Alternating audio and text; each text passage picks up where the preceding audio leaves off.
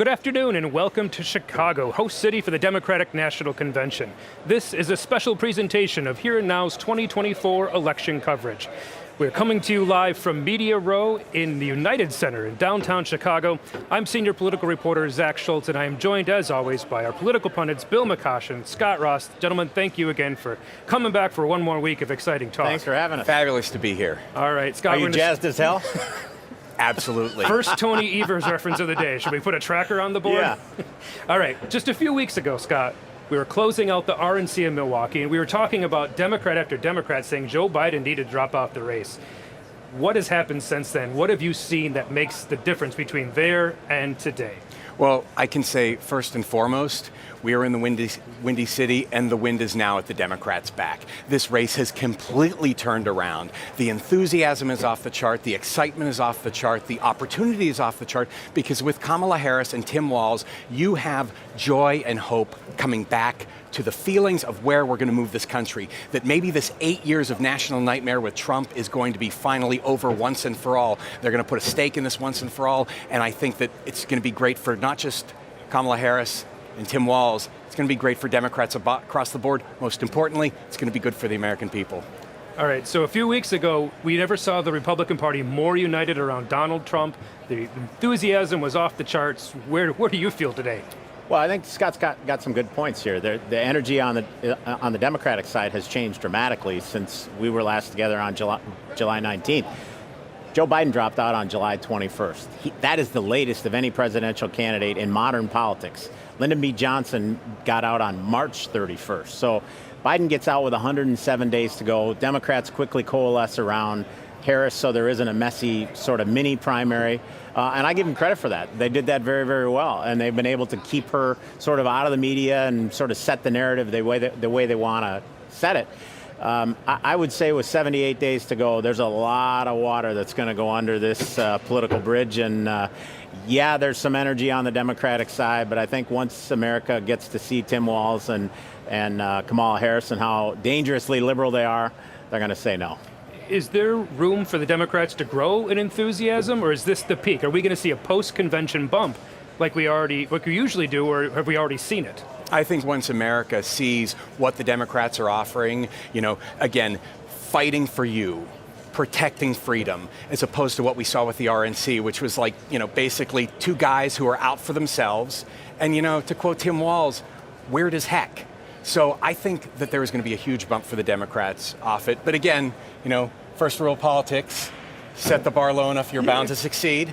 And so, expectations, I think, are, I think people are excited because it's something we've not really seen before. We're going to have the first black woman standing as the nominee of a major party in American history. And I think that's something that we have to honor. And I think that's something that the American people are going to say, it's time. I think one thing that voters are going to see here is we now have a base-on-base election. J.D. Vance clearly didn't add to what Trump was bringing as far as the MAGA base. I don't think Tim Walz adds to Kamala Harris's record as a hardcore progressive. I think they just sort of amplify those things. So neither campaign sort of tried to bring in the middle through their VP picks. So we're going to have a base on base, and then it's going to be who can decide that sliver of undecided and independents in the middle at the end to get the victory. So it was last spring, which feels like years ago. Yeah. Nikki Haley said, whichever party gets rid of their old candidate first is going to win. Was she seeing the future? Was she right? Well, she was right in the sense that they got a nice bump out of it, and they were able to go from 5 to 7 points behind with Joe Biden at the top of the ticket to many polls now have them up 1 or 2. Swing states are a little bit different. The polls are fluctuating, but there's no question that Kamala Harris and Tim Walz have been able to bring the Democratic base back underneath them. Was there any chance that Democrats would be this enthusiastic if Biden was still the nominee? I mean, there was a real challenge. And again, you're seeing it over and over again. And I was talking to some delegate at the delegate breakfast today from Ozaukee County, and she talked about how, their pre-debate turnout for a party with Joe Biden on the ticket was challenging. And after this change was made, they sold out the place. And then, again, in conjunction with that, They went 50-50 on the referendums that we just passed, or just were killed in the state of Wisconsin. So I think that sort of enthusiasm, definitely works. And again, let us not forget the number one issue in this race. The number one issue in this race is abortion. And as Governor Tim Walz passed the first post-Dobbs protection of abortion rights in the entire state, Kamala Harris, who has been a nonstop champion for abortion rights, and so I think with that being the number one issue, economy, of course, incredibly important, but abortion is about the economy because it's about women being able to have control of their bodies so they can thrive in the workplace like men.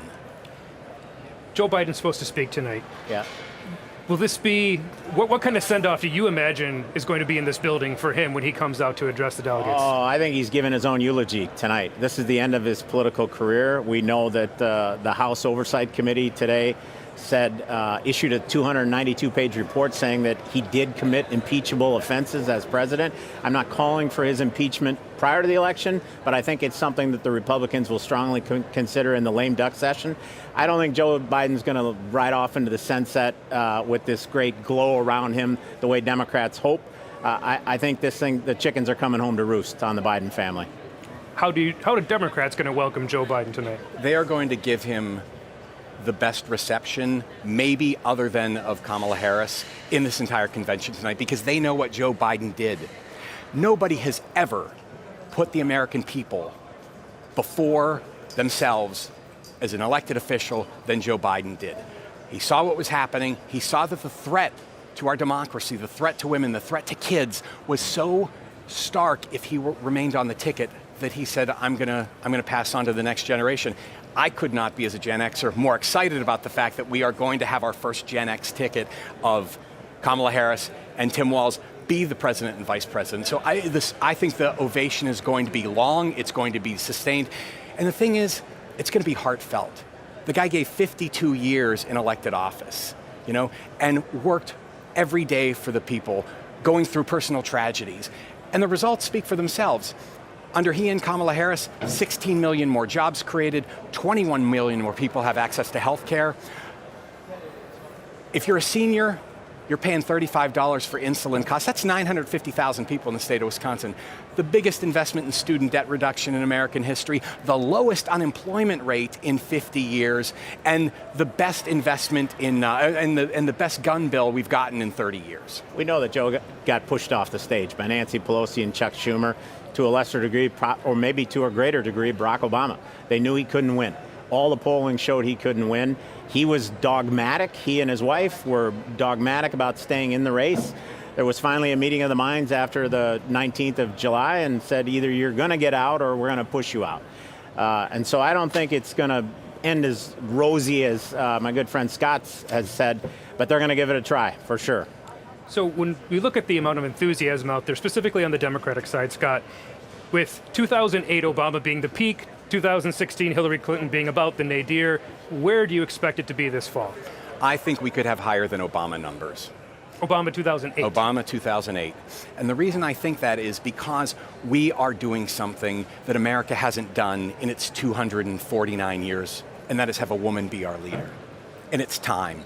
And especially when we have had the attack on women that we had under the Trump Supreme Court, under the Trump administration, in states all across the country.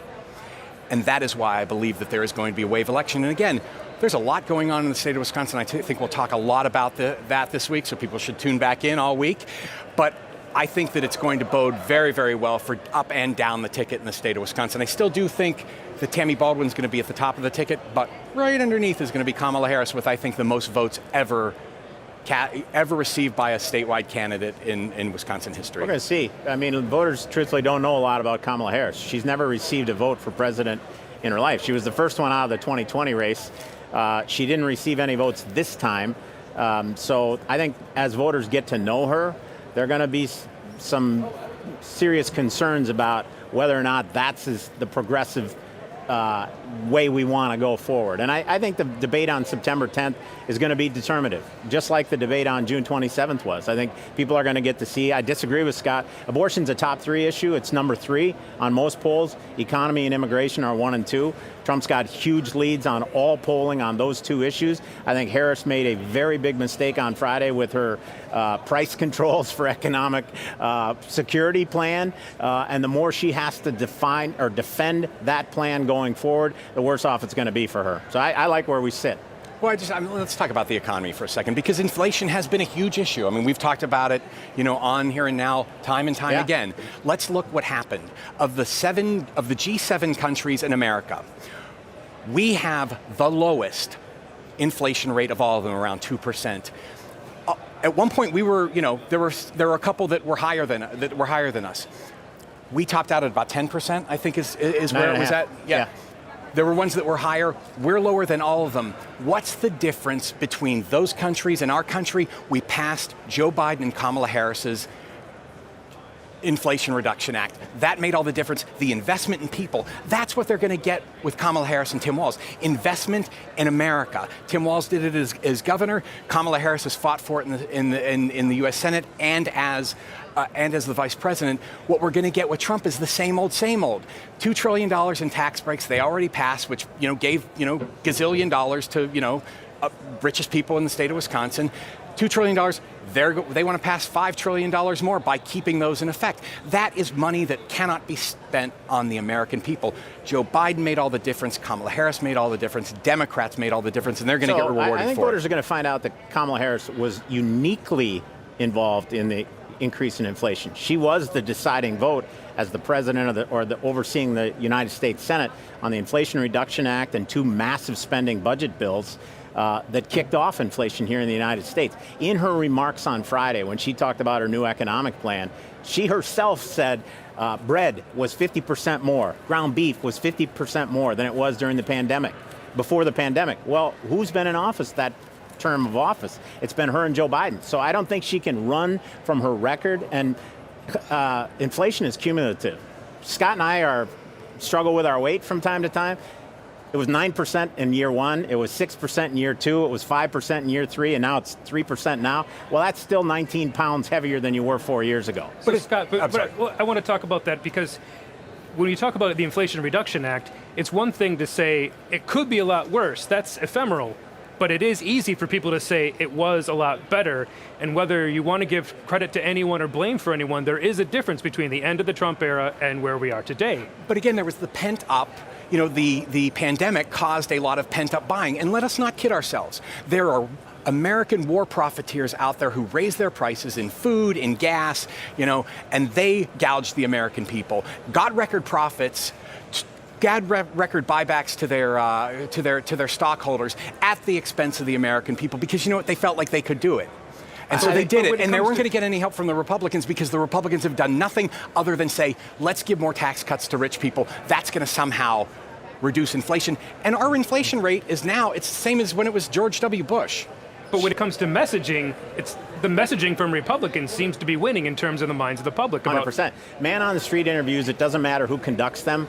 The average citizen thinks inflation is hurting them in their monthly pocketbook. There is no question about that. One of the several mistakes Kamala Harris made on Friday was she talked about price gouging by grocery chains. Grocery chains operate on a 1% to 2% margin. They make their money on volume. They don't inflate bread 50%.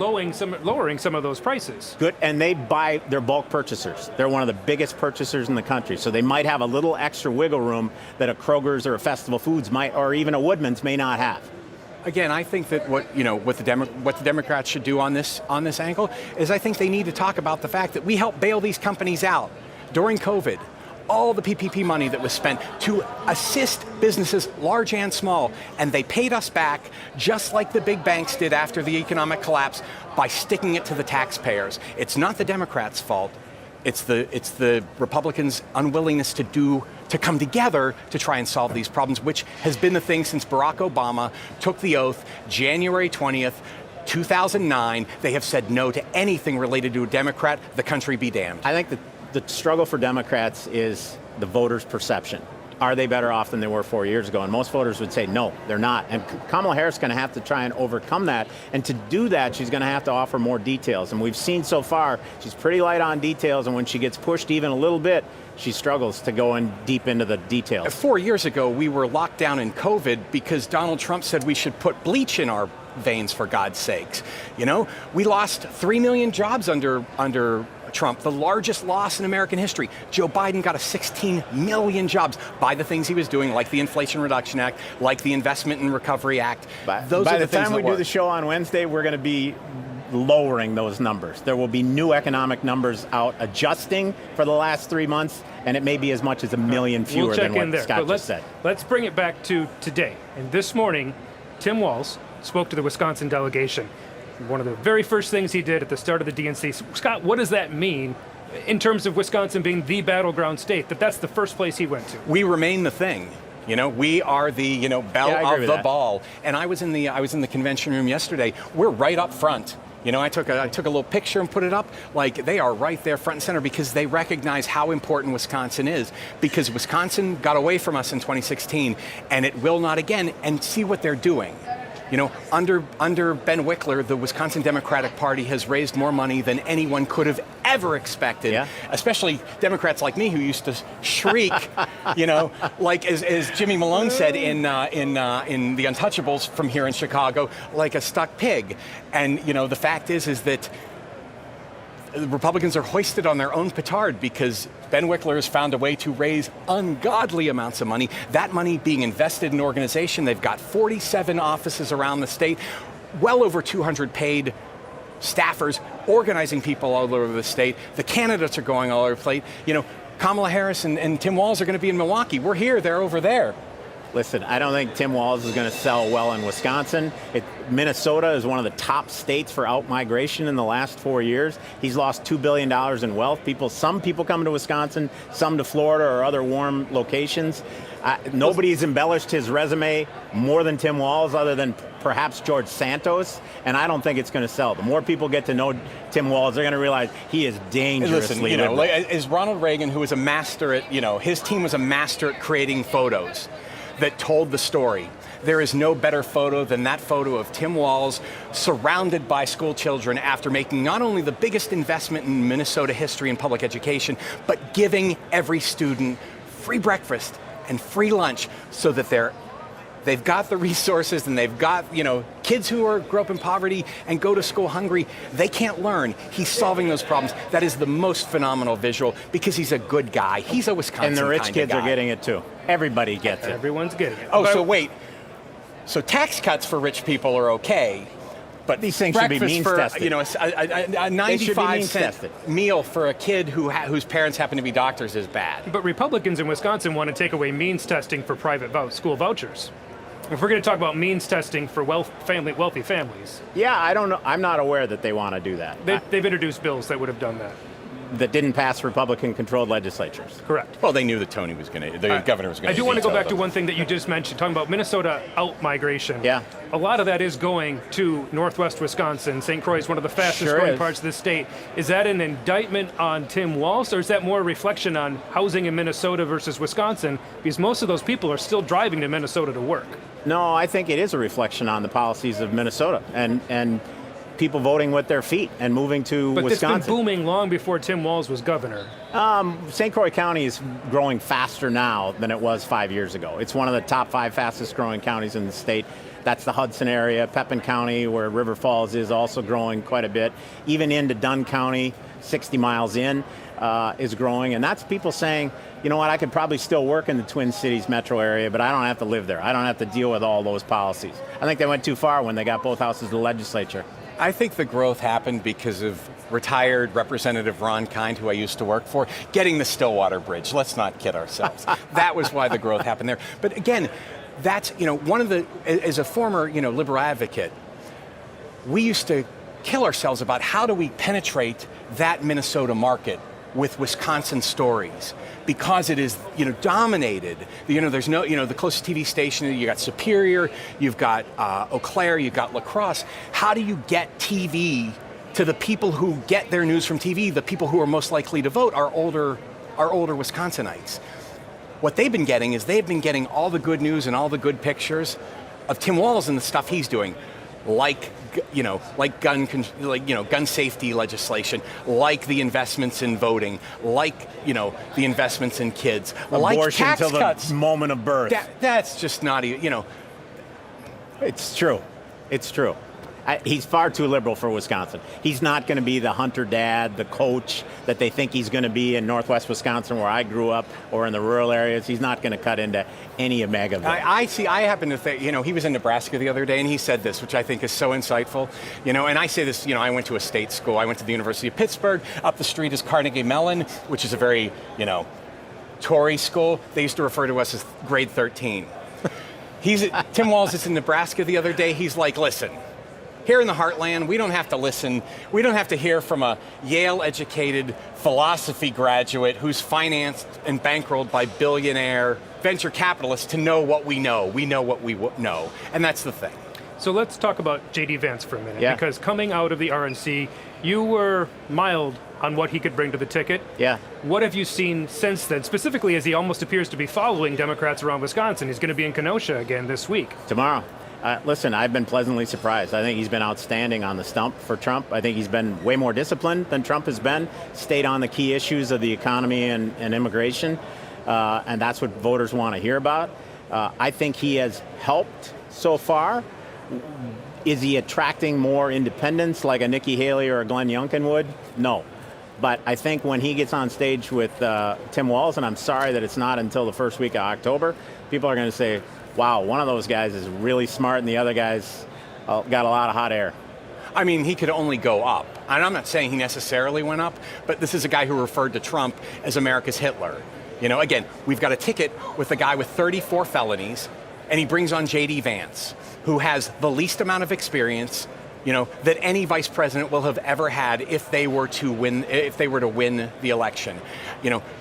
The things Which is that he to has say said, the same amount of experience as Obama had when he won the presidency. That's a big comparison, though. Neither one had run a company. Barack Obama was elected president. J.D. Vance may be elected vice president. If running a company and having 5 bankruptcies is the standard for what... Or run a government, like a governor. So, the fact is that J.D. Vance has no experience. The things that he has said on abortion are literally disqualifying. Everything from there should be no exceptions for rape and incest, that they're an inconvenient. The things he said about single parents, about non-parents, right? Childless adults. Just over and over again. He is the definition of why Tim Walz got so much traction with they're just weird. So I do want to switch back and look a little bit to the back again, and that's the constitutional amendments that were just passed. Yeah. You referenced those earlier when we were talking about this. Are they reflective of what we're going to see in the fall, or are they a one-off for a relatively, a high turnout for an August primary, but still low turnout compared to the fall? There's been about 24 statewide elections in Wisconsin since Trump got Wisconsin's electoral votes in 2016, and I think Republicans have only lost 3, or have only won 3 of those. Republicans have only won 3 of those out of 24, and this, I think, is an extension of that, because again, what I said, the Democratic Party has people, they are active, they understand it, they are fundraising to give their organizers the resources. They're spending the money to talk to people with communications. They're doing everything right. And plus, the enthusiasm, again, if you want a sign that there's an enthusiasm, the Republicans tried to pull a fast one on the Wisconsin people twice. A constitutional amendment in an August primary has never been done before. And then on top of that, the odd wording of it, designed to specifically be, confusing, and they got their butts whipped. Again, I was talking to a friend in Robin Vos Ozaki. says he wants to come back and do it again. There is one on the November ballot. 17 points in Ozaki, the thing lost by between the two things. This is, that's a play, or I'm sorry, they lost statewide. They were tied in 50-50 in Ozaki. I don't know why I'm fixated on Ozaki. My wife lives in Washington County. I guess I should talk about Washington County a little bit more. Maybe for tomorrow. So I'd say this. The thing to look at were Dane and Milwaukee counties. The referenda failed by 180,000 votes. They failed by 175,000 in Dane and Milwaukee alone. So I would say Republicans have had their work cut out for them in Dane and Milwaukee County for a long time.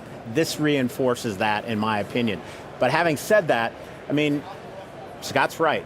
Ben Wickler raised a pile of money, and they outspent Republicans at least 4-1, maybe 5-1, getting their message out, encouraging people to vote no. It's always easier to get people to vote no on referenda, especially when they're confusing. But they don't lose very often in Wisconsin history. Yeah, and I don't think we'll lose in November when we have a referendum about only U.S. citizens can vote in Wisconsin elections. I think Republicans will win that handily. So I don't think there's anything to read in an August primary about what may come in November, because there's 78 days. It's really going to be about the top of the ticket between Harris and Trump, to a lesser degree in Wisconsin between Baldwin and Hovde, and that's what's going to drive turnout. Money's momentum. Money's momentum. Do you think if Robin Vos brings these back again, they're going to go down again? I don't know that Robin Vos is going to get the opportunity to do that come January. I think there is an entirely decent possibility that the House could, the Assembly could flip after this election. Now, would they come back in the lame duck? Absolutely. They tried and did it before. They did it with voting rights. They did it with Walker. They took away, a bunch of the powers that Governor Evers and Josh Kaul, that they would have had. They were fine to have Republicans, use and such. So, it's but tricky. Again, this is a constitutional amendment has to pass 2 successive legislative sessions. So the only thing they could do is do one in lame duck and the other one in January. But I'm not sure this one's coming back. So Tony Evers did say today that he expects to flip the Assembly. He thinks that Robin Vos is out as Speaker. Is that pie in the sky? Is that fire up the voters, or is that actually real possibility right now? Well, it's taking a thought back to 2008. Because that was the last time the Assembly was flipped. And in fact, like the 2 years from 2009 and 10, I moved to Wisconsin in 1997. Those are the only 2 years Democrats have had the Assembly in all of my time here. And so I took a look, and a wave election is the kind of thing in competitive seats where you win. It's as simple as that. And that's why I feel that the Assembly is definitely in play. I think the Senate could be in play. It's a lot tougher. That would be a much bigger stretch for the Senate to be in play. Maybe if it happens, we can bring Al Michaels in to talk about how miracles do happen. The seats aren't up for the Senate to flip this time. They could take 2 but they're sessions. going to pick up. But they are definitely going to pick up without a doubt. Seats for sure. On the Assembly side, I thought one of the big winners on Tuesday night was Robin Vos. He was able to beat back sort of the hard right flank, some of which tried to recall him twice this summer and then ran a primary against him. And he defeated all that and got most of his incumbents through the primary against some, people that want to go to Madison to burn the Capitol down. So I'd say he was one of the big winners on Tuesday night. Yeah, but those were seats that Republicans were going to probably keep anyhow, so it didn't matter. So yes, he has less of a hassle. Yes. He has less of a hassle. But overall, he loses those in a primary, then he doesn't have a governing majority. So it's a big deal. It's a big deal for the legislature overall, just in terms of being functional, right? Yes. I mean, yes. If nothing else, no matter who runs the majority, to have people that want government to work. Well, yeah. I mean, is the call coming from inside the House? That was what he was worried about. Is, do 5 or 6 of these people knock off his incumbents, and then he can't pass a budget or a major bill? Well, he may not be Speaker either. Well, I think that's a little rosy thinking on the Democrats' part. Well, not necessarily from losing the majority, but whether he can find enough Republicans within his own majority. Oh, I think so. I think he can. So, talking about the election deniers, what does that mean in terms of questioning the election this fall? Were they still going to be vocal, or if they don't have that platform of being an elected official, does that change some of those calls? I think it reinforces a lot of, again, what's the message up at the top of the ticket, which is the existential crisis to democracy. We have a president, or an ex-president, who is on the ticket, who tried to overturn the results of a democratically decided election.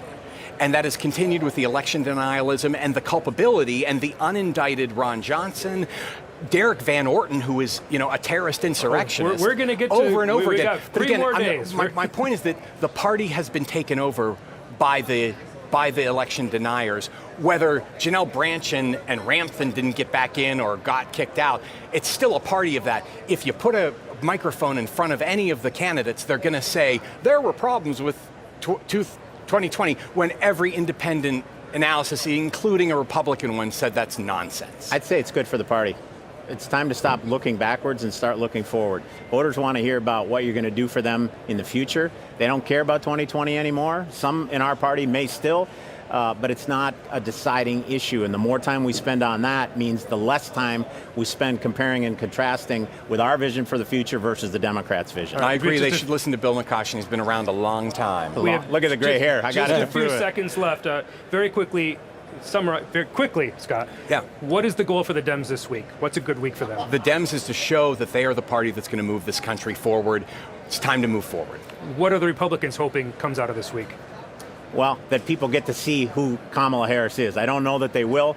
I don't know that she's going to get a big bounce, but we want America to get to know Kamala Harris and Tim Walz in a very personal way. We're in agreement. All right, Bill, Scott, thank you for your insights. We will see you back here tomorrow. Thank you for watching this special presentation of Here and Now's 2024 election coverage. Be sure to come back tomorrow. You'll find us here each day this week. Tune into PBS's evening coverage of the convention, where Here and Now will have another update on the day's events.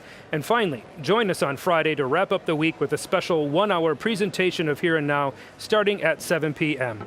I'm Zach Schultz. Thanks so much for joining us. Have a great day.